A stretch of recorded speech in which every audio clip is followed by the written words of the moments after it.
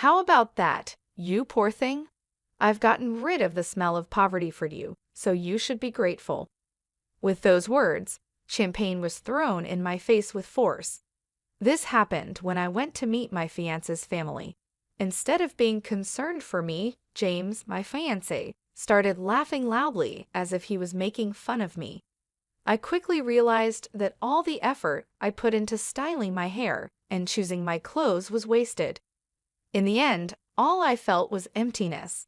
That's why I decided to end our contract with your company. When they heard my decision, Lauren, James's mother, who threw the champagne, and James himself were both shocked. They didn't seem to understand what was happening. Suddenly, James's father, President Walker, appeared. "Mr. Walker, you mentioned before that you plan to retire soon and pass your responsibilities to your son. In this situation, it's fair to reconsider how much my company can trust a future business leader. There might have been an intention to keep our relationship through your son marrying me, but unfortunately, it has backfired." After explaining everything, I quietly left. Lauren, who overheard my conversation with President Walker, was too upset to say anything. But this isn't the end. They will have to face the consequences of their actions. My name is Mariah Carey. I'm 50 years old and have never been married. I've always focused on my work and enjoyed my alone time. With hobbies like reading and watching movies, I've had fulfilling days. Because of this, I never developed an interest in marriage as I got older. But that spring in March, when the flowers were blooming, I received an unexpected marriage proposal. The person who introduced me was Kyle Walker, with whom I had a business relationship. "Miss Carey, I'd like to introduce you to someone. What do you think?" he said. Although I was hesitant at first, I decided to meet the person after being strongly encouraged. That person was James, who was the same age as me and the son of President Walker. He's the youngest son with several older sisters. He's come close to marriage a few times before, but has remained single.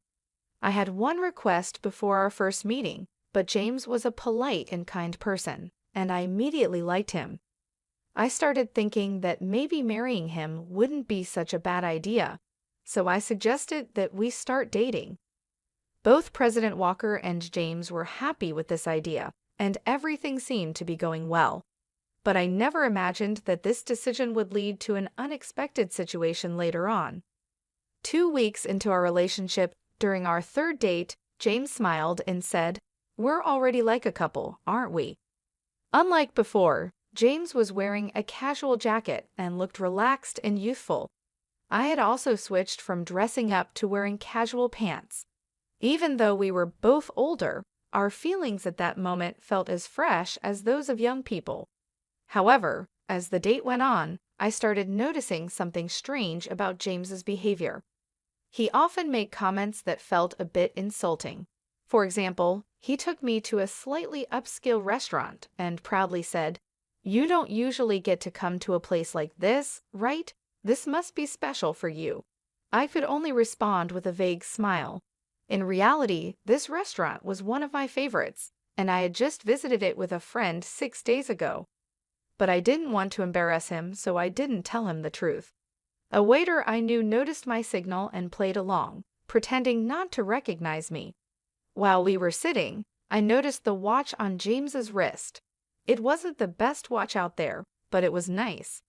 I complimented him, saying, "That's a different watch from before. The color is lovely, and it suits you." Embarrassed, James took off the watch to show it to me, thinking I was really interested. Since I wasn't that interested in men's watches, I just looked at it briefly and gave it back. But he seemed to insist on giving it to me again, saying, "Feel free to take a closer look. It's not every day you see something this fancy, right? Don't be shy." My reaction wasn't just out of politeness, I simply wasn't that interested in the watch. Though I agreed to take a closer look when he insisted, I felt a bit confused. To me, a watch is just an accessory, and I think checking the time on a smartphone is enough. I had mentioned his watch casually, just like I might compliment a friend's new decorative item. Many of the older people I work with wear similar watches, so I actually see them quite often. Thank you for showing it to me, I said. It's nice to have something you like. James then slightly pouted and subtly started looking at my belongings. What caught his attention was a bag that I'm really fond of. This bag was specially made for me at a workshop I love, reflecting the craftsman's skill and my personal taste. It's very practical and a bit expensive, but to James it seemed cheap. He asked, "Don't you have a proper bag? I think you should have something more prestigious." The bag was custom-made at a German workshop and doesn't have a brand logo. In fact, the craftsman's logo is hidden at the bottom of the bag because I prefer simple designs. It's hard for someone who doesn't know much about women's bags to guess its value just by looking at it.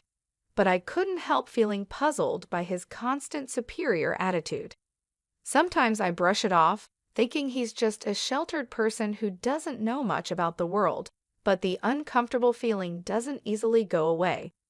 At one point, I thought about reconsidering the idea of marriage, but since we had only met 2 times, it seemed too soon to decide on breaking up. So I decided to wait and see how things would go. Since then, we've continued dating. James does show some immaturity at times, but he's basically an honest person. He no longer acts in that unnatural way he did before. No one is perfect from the start. If you have patience and gradually find harmony, love will eventually grow. I heard an older female celebrity say this on a show I watched, and I found some truth in her words. The following week, we went to a famous hotel buffet for our 5th date. Strangely, James piled 4 or 6 servings of food onto his plate. I lightly commented, "Are you sure it's okay to take so much? It would be a waste if you can't finish it." He suddenly burst into laughter. Wondering what was so funny, he said, "A waste, Mariah? Are you still talking like someone poor? It's okay to take this much. It doesn't matter if I throw it away if I can't eat it all." I made a sour face. It seemed he completely missed the point that wasting food not only costs money, but also inconveniences other customers. The issue isn't just about money. It's about resources and the environment. Aren't you aware of the concept of food waste? It's also inconsiderate to other customers, and eating like that isn't good, I said, my voice more stern than usual. James suddenly shrank back, poking at his pasta with a fork, and muttered, "I'm sorry, please don't be mad. My mom said you might be marrying me for money, and I just reacted without thinking." The word mommy stuck in my mind, and I accidentally repeated it. Referring to one's mother as mommy at his age was unusual and hinted at something odd about his family. As the date was ending, with this uncomfortable feeling in my mind, James drove me home. When I was about to get out of the car, he grabbed my hand and said, "Miss Carey, even though I am who I am, would you marry me? Even if not right away, being engaged is fine. I can wait as long as it takes." I was surprised by James's sudden boldness, but soon I began to feel genuine happiness from his actions. Despite the concerns I had about James, his way of asking made me feel joyful. I thought that maybe the things he lacked could be improved after marriage, and I could help guide him into becoming a loving husband. 5 months had passed since we first met, and I felt it was the right time to move forward. Let's grow together by supporting each other. We both have flaws and differences, so let's talk a lot and work them out, I said with teary eyes, moved by emotion. However, the moment I agreed to the proposal, James showed troubling behavior again. He said with a smile, "Let's start preparing for married life. First, you should quit your job, take care of the home, and learn housework from my mom." My joy vanished, replaced by rising anger. I responded more strongly than usual. "Don't be so presumptuous. If that's your attitude, then marriage is out of the question. Goodbye." James was silent, stunned.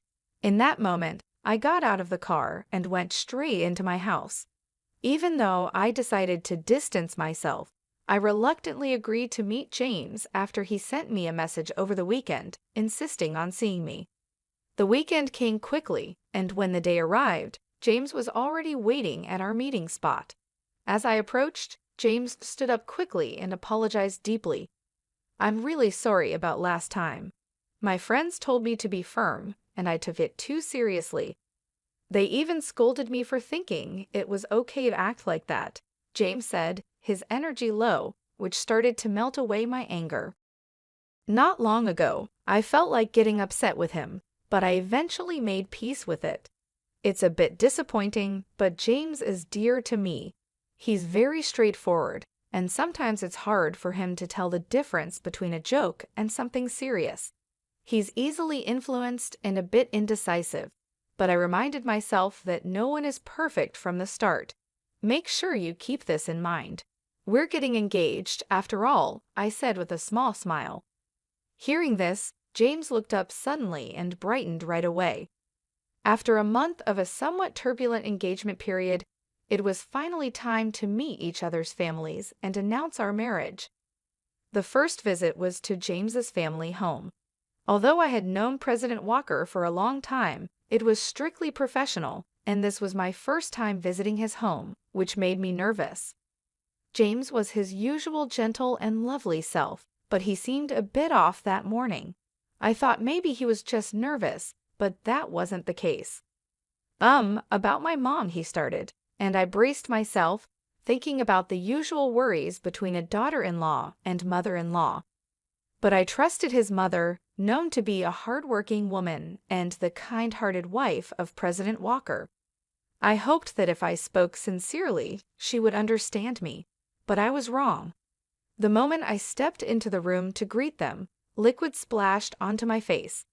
My eyes started to sting badly, and a strong irritation hit my nose, making me cough violently.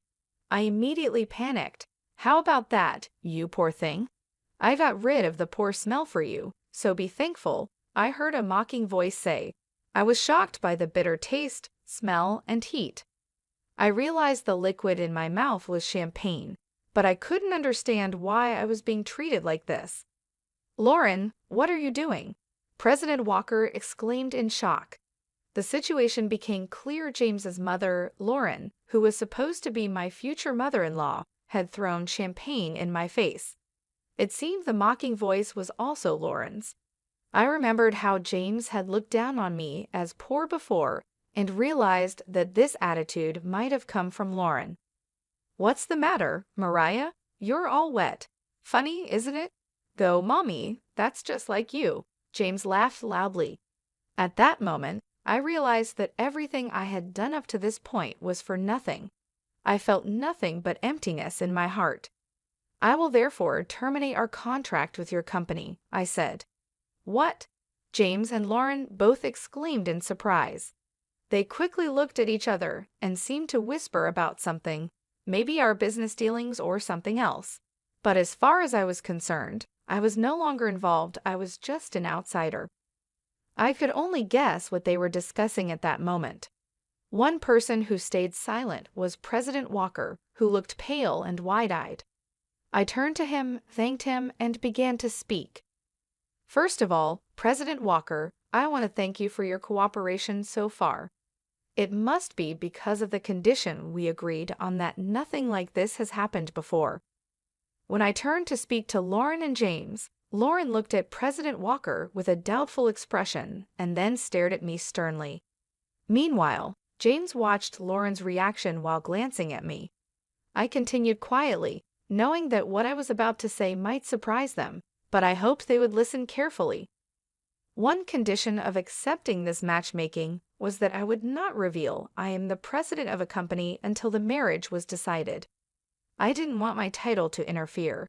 My connection with President Walker came from significant business transactions I built over the years while focusing on my work. I took out my business card, which naturally listed my company name and position. Even those not involved in management would understand the importance of my title. "Hello again, Mrs. Lauren. Thank you for all your help so far. This is my position. I've been working with your husband's company for over 12 years, and right now, my company is probably your biggest client. I wonder what percentage of your company's sales we represent." When I handed over my business card, James turned pale with surprise. He worked in his father's company, so seeing my company name should have made it clear who I was. To President Walker, I was not just any business owner, I was the owner of one of his most important business partners. That's why I wanted my profession hidden at first, to truly see James's character when choosing a lifelong partner. I wanted to see the real person, not just a superficial act. I couldn't risk a fake attitude because it could affect the future of a parent's company. So I was introduced as just someone who met James through work. I even wore fake glasses and changed my makeup and hairstyle for our dates. Looking back, the disguise was just a temporary amusement and, in the end, a waste of time. I'm sorry, President Walker, but I have to decline this proposal. This isn't just about marriage. We also need to pause our transactions to reassess the situation, I said, then sat down to face President Walker. Afterward, I calmly explained the situation. President Walker turned even paler when he heard my words and stuttered. The transactions are affected? That can't be right. But his reaction seemed forced. I shook my head firmly, showing that my decision was final. But I wanted him to understand that my decision was not based on a fleeting emotion. I continued speaking calmly. President Walker, you mentioned before that you plan to retire soon and hand over your responsibilities to your son. In this situation, it's important to reconsider how reliable a future business partner can be. It seems there was an intention to keep our business relationship strong by having your son marry me. But unfortunately, that plan has backfired. Right after graduating from university, I started my own company with some friends. Over 22 years have passed since then, and I've been leading the business as its president the entire time. As I've mentioned several times, I've built a strong relationship with President Walker's company for more than a decade. My company, managed with a female perspective, has been recognized for its unique approach and has grown significantly recently. As a result, our business with President Walker's company has also increased. However, there have been internal discussions lately about whether we should switch to new business partners. Amidst this situation, the sudden proposal of an arranged marriage came up. Considering the timing, President Walker might have sensed some changes happening in our company. This wasn't exactly a secret. After realizing who I was, Lauren and James were clearly disturbed. I decided to explain further. In fact, we were reviewing whether to continue our business with your company. I've heard that your company is currently facing some management difficulties. Are you aware of that? Since contracts with other partners are ending, this information is crucial. Lauren, shocked, asked, "What does that mean?" while frantically shaking President Walker's arm. President Walker wiped his sweat, looking anxious. It seemed that the company's issues hadn't been discussed within the family.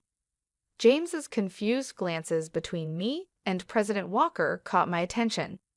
Despite being an insider, James seemed unaware of his own company's current situation.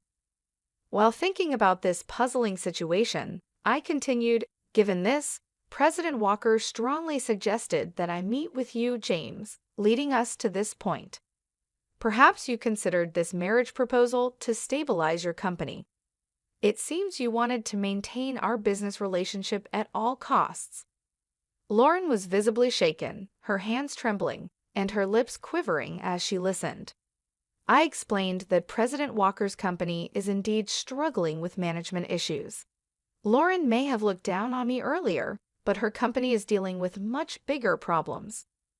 Once known for quality and speed, President Walker's products have been overtaken by competitors' technology and no longer stand out. Additionally, the development and manufacturing processes are inefficient, cost reduction efforts have failed, and the products have become too expensive. Moreover, the company places too much pressure on employees by modern labor standards, leading to shorter delivery times and further damaging the company's reputation.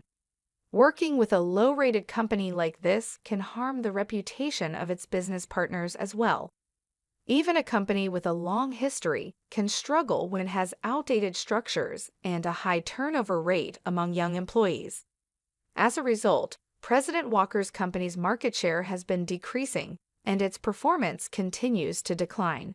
In this situation, it was natural for us to look into working with other, more stable companies.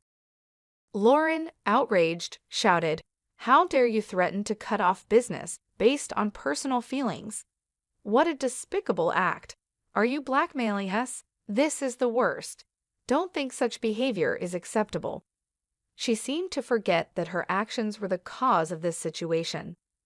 I was surprised by her accusations and the fact that she hadn't even apologized. Before I could say anything, President Walker shouted angrily, "Silence! This is all your fault." I held back what I was about to say. Indeed, President Walker, not me, was likely the most affected by this situation. The unexpected fallout from his wife's inappropriate behavior was probably a shock to him, especially since he had hoped for stability. This all happened because President Walker tried to stick to our agreement, but in reality, keeping it a secret from James alone would have been enough. He should have informed his wife beforehand. As a result, I'm relieved that I didn't have to welcome such a problematic person as my mother-in-law. James' appearance was pitiful. He was pale and trembling, holding tightly onto Lauren's hand. It was sad to see a 50-year-old man still needing his mother's hand. Seeing him like this, I couldn't help but give him a cold look. "It's impossible that someone carrying such a cheap-looking bag could be a president," James accused me harshly. "And you complained about food waste and acted like you were poor. You're lying about being my father's business partner. How disgraceful!" He seemed to be trying to blame me, but he was clearly mistaken. "I'm not interested in branded goods. I prefer high-quality leather products made locally. Also, my criticism of wasting a large amount of food wasn't because I'm poor, but simply because it's inappropriate behavior. There's nothing fake about that. As for this bag, it's custom-made from a workshop I visit often. Anyone who knows about leather would recognize its quality immediately, but it seems none of you care about that. This bag is actually priced higher than many commercial brands." When I explained this, Lauren suddenly stared at my shoes and bag with surprise, then quickly looked away, clearly embarrassed. It's obvious that only those who know about quality would understand. I continued, "Moreover, ordering a lot of food and not finishing it is not only wasteful but also disrespectful to the restaurant. It's unreasonable and inappropriate behavior. And yes, it's true that I'm your father's business partner." What would it mean if the presidents of companies doing business together didn't know each other? James seemed unhappy and unconvinced by what I said. President Walker frowned at his son's behavior when we confirmed that we knew each other. James looked down without saying a word, clinging to Lauren in a way that seemed very childish for his age. Seeing his immaturity, I couldn't help but feel disappointed. "If your company loses our business, we'll be on the brink of bankruptcy. Please forgive us." President Walker began to apologize profusely. His clear statement seemed to finally make Lauren understand the seriousness of the situation. Realizing the impact of his actions, James turned pale and started trembling, saying, "Mommy," with tears in his eyes, clinging to Lauren. But Lauren couldn't respond. Watching this scene, I let out a deep sigh of relief. I deeply regretted ever thinking about sharing my life with someone like James. I had thought that because he was honest, I could help him improve and make things better, but now that seems like a naive thought. I'm so sorry. President Walker kept apologizing over and over without actually offering any solutions or ways to address the situation. This could easily lead to us cutting ties on an emotional level. Therefore, I had to make specific comments about the engagement. "Let's talk about our engagement. I cannot consider marrying someone whose mother behaves so rudely. Moreover, he didn't even try to stop his mother and instead laughed along with her.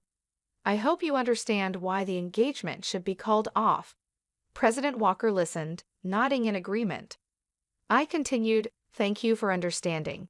Until yesterday, I believed in James's potential to improve, so I moved forward with the engagement.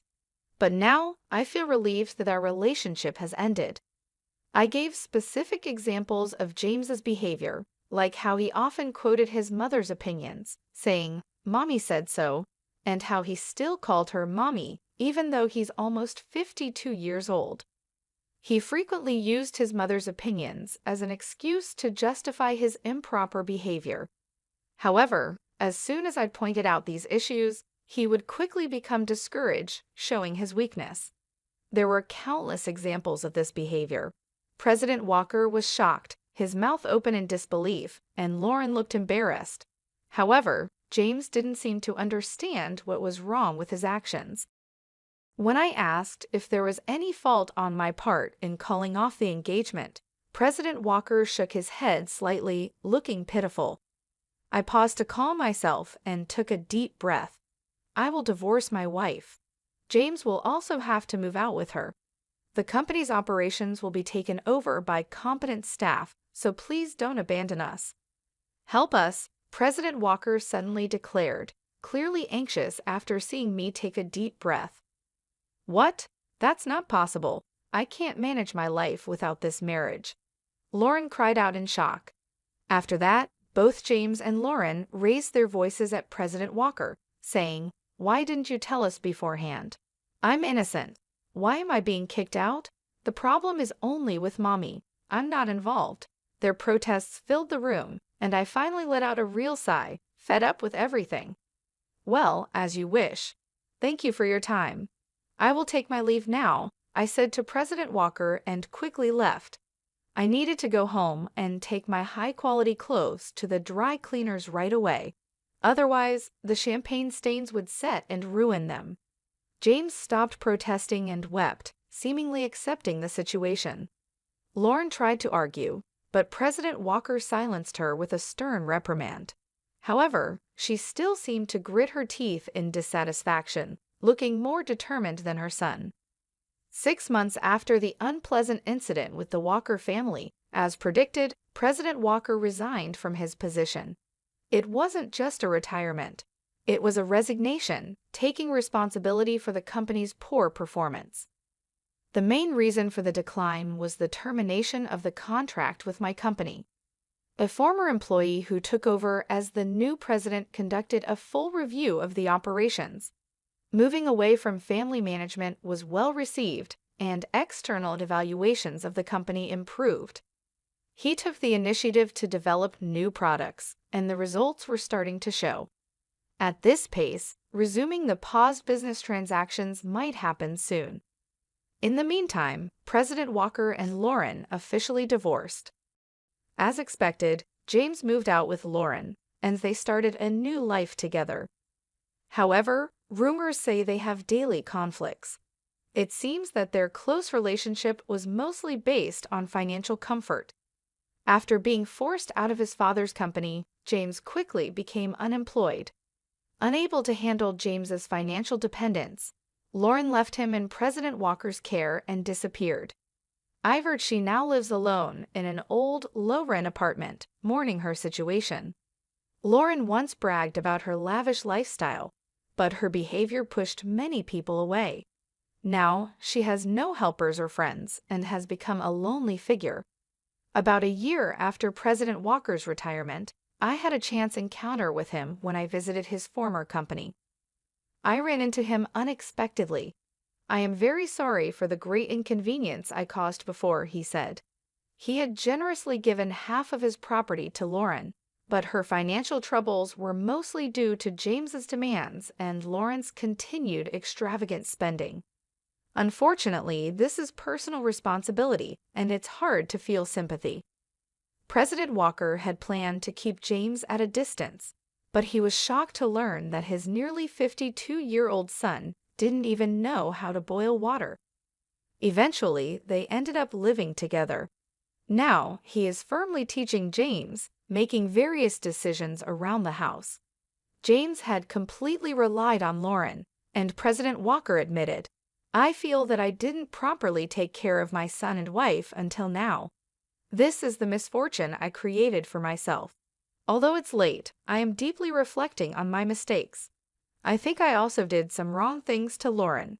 Fortunately, the company didn't go bankrupt, and I am relieved. Now retired and staying at home, President Walker is seriously engaging with James for the first time. James, facing new challenges like household chores and part-time jobs, often cries despite his age. I can only hope that he becomes a better person, but I have no desire to have any more dealings with him ever again. 5 years have passed since then, and my company is doing very well. My performance has improved compared to before, and the stock price has also risen. As for my personal life, I am no longer considering marriage. I have already informed my parents. When I got engaged, I explained everything to my parents, and when the engagement ended, I shared the details with them again. They supported my decision to stay single, rather than being involved with someone like that. As a result, my parents are now even stronger supporters of my focus on work. I stay busy every day and have taken up new hobbies to make my life more fulfilling. Although I used to prefer indoor activities, I recently decided to start exercising at the gym. I could even see my muscles starting to form, and my subordinates look at me with admiration, which feels a bit strange. I've always believed that happiness is something you create for yourself. I look for happiness that I build on my own, not just the kind that comes from being with someone else. If I were to fall in love again, I would prefer it to happen later in life when I could afford to give everything up for love. But that's not something I'm worried about right now. My days are fulfilling, and I'm happy. My life has just begun, and I'm focused on working towards a bright future.